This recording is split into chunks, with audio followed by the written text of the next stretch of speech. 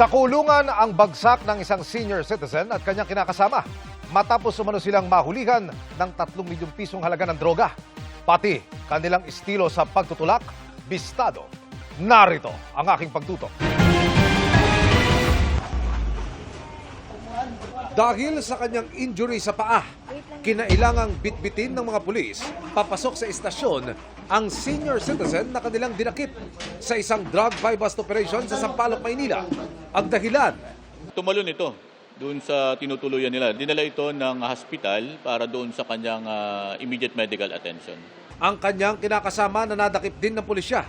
Nag-alta presyo naman umano kaya nanghihina at inaalalayan papasok ng himpilan. Ayon sa Manila Police District, tumanda na sa ganitong kalakaran ng suspect. Hindi siya bago rito, nakulong na rin ito noong 2012. Ang ginagawa ng modus operandi na to, pinapadala nila to courier lang. Ang ginagawa nila, gumagamit sila ng mga tinatawag nating service provider online na nagbabayad din sa kanila. Nitong nakalipas na linggo, na-detect umano ng pulisya na binagsakan ng hindi pa pinapangalan ng source ang magkalibin.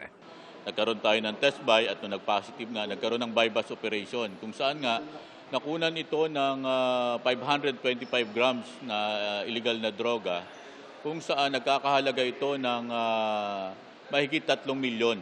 Nakausap ng GMA News ang mga dinakip. Hindi ko akalain na mangyayari ho ito eh.